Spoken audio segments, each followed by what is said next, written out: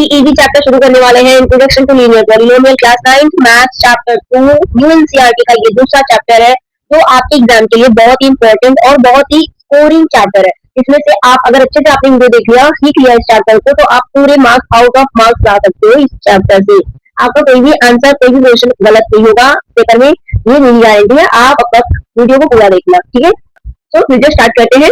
Exercise set 2.1 की question solve करने से पहले हमने इसको सारी चीजें, सारी टॉपिक जो है इसमें उसको हमने समझ लिया, क्योंकि इनके पहले इनके कॉन्सेप्ट को समझे बिना आपको ये क्वेश्चन थोड़े से टफ पड़ सकते हैं, क्योंकि आपने 7 से पढ़ा है, 8 से पढ़ा है इन सारी चीजों को, लेकिन वो थोड़े से भूले हुए होते हैं या कंफ्यूजन क्रिएट करते हैं। इससे अच्छा आपने इसको समझ लिया अगर, तो फिर आपको ये कोई कंफ्यूजन क्रिएट नहीं करेगा और आप खुद से सारे क्वेश्चन सॉल्व कर सकते हो, ठीक है। जैसे देखो डिग्री है, अभी हमने इस कॉन्सेप्ट नहीं पढ़ा है, डिग्री का मतलब क्या होता है, x की पावर 5 है, 4 है, तो ये जो पावर है उसी को हम बोलते हैं डिग्री, है ना।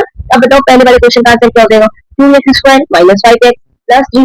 ये हमारा अलजेब्रिक एक्सप्रेशन है। इसका हाईएस्ट पावर क्या है, हाईएस्ट डिग्री क्या हो जाएगा, 2, है ना, क्योंकि 2x², ये स्क्वायर हाईएस्ट पावर यही है, इसलिए इसका ये कांस्टेंट में समझ लेना कि इसका कोएफिशिएंट वाला ये 2 है, नहीं इसका पावर वाला 2 है, ठीक है। क्वेश्चन नंबर सेकंड देखो, y³ + 2y - 1। इसका हाईएस्ट डिग्री क्या है, 3 है। क्यों है 3, क्योंकि y की पावर क्या है, 3 है, हाईएस्ट डिग्री 3 है। -9 ये हमारा आ गया ना, ये कांस्टेंट पॉलिनोमियल -9, यहाँ पे -9 के साथ हम कुछ भी कोई भी वेरिएबल लगा सकते हैं, तो 0 होगा उसका पावर, तो हम इसका यहाँ पे क्या लिखेंगे, 0, ठीक है। हाईएस्ट डिग्री इसकी क्या है, 0।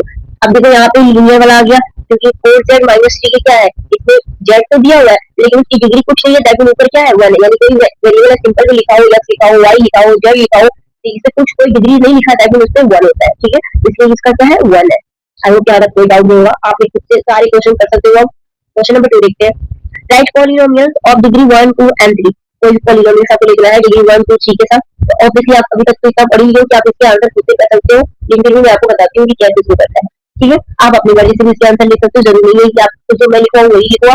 तो डिग्री 1 के साथ अगर लिखना है तो इसकी डिग्री लिखना है, तो x + 5 हो गया, है ना, क्योंकि इसकी डिग्री क्या है 1 x की, तो ये हमारा पहला आंसर। तो डिग्री यहाँ पे आप लिखोगे पॉलिनोमियल, यहाँ पे आप आंसर प्रॉपर लिखोगे, पॉलिनोमियल्स ऑफ डिग्री 1, आप ऐसे लिख दोगे x + 5। सेम ऐसे ये पहले के साथ हो गया, फिर दूसरा आप लिख सकते हो ऐसे पॉलिनोमियल्स ऑफ डिग्री, ये सब सेम रहेगा 2 के साथ क्या हो जाएगा, डिग्री 2 यानी x² + 5x + 2, ऐसे लिख सकते कुछ भी आप, यानी डिग्री पे ध्यान देना आपको। यहाँ पे डिग्री 1 था, यहाँ पे 2 है। अब पॉलिनोमियल 3 के साथ अगर लिखना है आपको, तो आप क्या कर सकते हो, चेंज कर देते हैं, सेम लाइन ऐसे लिखनी है आपको, polynomials of degree 3 = x³ - 5x² + 3x + 2, है ना। ऐसे अपनी मर्जी से आप आंसर ले सकते हो, कोई भी पॉलिनोमियल। नेक्स्ट क्वेश्चन नंबर 3 है हमारा, इसको पहले डिलीट कर देती हूँ ताकि आपको क्लियर दिखे, ठीक, यहाँ तक कोई डाउट नहीं होगा। क्वेश्चन नंबर 3 में कहा जा रहा है, what are the coefficient of x² x³ in the polynomial. ये पॉलिनोमियल दिया हुआ है, ऐसे पूछा है कोएफिशिएंट। पहले नंबर कोएफिशिएंट समझते हैं, कोएफिशिएंट क्या है, हमें क्या पे पढ़ा हुआ है 8 क्लास में। कोएफिशिएंट का मतलब होता है कोई भी जो वेरिएबल होता है ना, उसके पहले जो नंबर लिखा होता है या नहीं लिखा है, दैट मीन 1 है। जैसे यहाँ पे x² के सामने कोई नंबर नहीं लिखा, यानी यहाँ पे कोएफिशिएंट क्या हो जाएगा 1, लेकिन अगर यहाँ पे 4 लिखा है तो कोएफिशिएंट क्या हो जाएगा 4। अगर सपोज -5x² लिखा है तो कोएफिशिएंट क्या हो जाएगा -5। ऐसे जिसका पूछ रहा है उसका x² है, x² का कोएफिशिएंट क्या है, यहाँ पे x² का कोएफिशिएंट आप देखो 6 है ना। तो क्या लिखोगे, कोएफिशिएंट ऑफ, यहाँ पे लिखोगे आप आंसर, थोड़ा सा डिलीट कर दूं, लिखोगे coefficient of x² and x³ are, क्या हो जाएगा, x² का क्या होगा 6 है, तो 6 एंड x³ का क्या हो जाएगा -3, तो -3, ये आपका आंसर हो जाएगा। आप इसको अलग अलग करके भी लिख सकते हो, coefficient of x² = 6, coefficient of x³ = -3, ठीक है। नेक्स्ट क्वेश्चन करते हैं, क्वेश्चन नंबर 4 में क्या कह रहा है, what is the coefficient of z in the polynomial.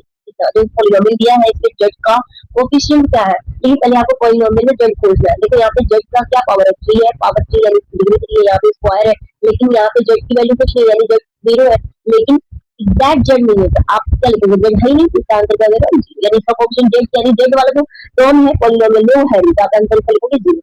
Question number 5 इसका बुद्धू सा आंसर है, आप बुद्धू सा क्वेश्चन है, आप आराम से कर सकते हो, ठीक है। बस आप वीडियो को एक बार देख लोगे, आपको पूरी लर्न हो जाएगी कि कैसे क्या है, समझना है, बस आपको लर्न नहीं, रटना नहीं है पेपर में। क्वेश्चन नंबर 5 समझो। What is the constant term? Constant term हमने पढ़ा था जिसमें हमारा कोई भी वेरिएबल नहीं होता है, उसको हम ये वाला क्वेश्चन देखो, ये वाला क्वेश्चन पढ़ा था ना कांस्टेंट टर्म, जिसमें हमारी डिग्री जो होती है, कोई वेरिएबल नहीं रहता है, उसकी डिग्री क्या होती है, हमारी जीरो होती है। तो वही वाला क्वेश्चन बोल रहा है ये। तो क्वेश्चन नंबर 5 में देखो, क्वेश्चन नंबर 5 में पूछ रहा है constant terms of the polynomial कितना। अब देखो इसमें x की पावर क्यूब है, 5x स्क्वायर है, जिसमें भी माइनस 1 या यानी x की पावर 1 है, लेकिन माइनस 10 यहाँ पे, यानी इसमें कुछ भी बेचारे के साथ कोई भी वेरिएबल नहीं है। आंसर क्या इसका लिखोगे माइनस, और फिर निकालना तो यानी नहीं, क्योंकि माइनस 10 कौन सा लिख सकते हैं, 10 की पावर लेफ्ट की पावर 0, यानी माइनस 10 10 की पावर 0, यानी इसका आंसर हो जाएगा माइनस 10। इसके पास कोई भी वेरिएबल नहीं है।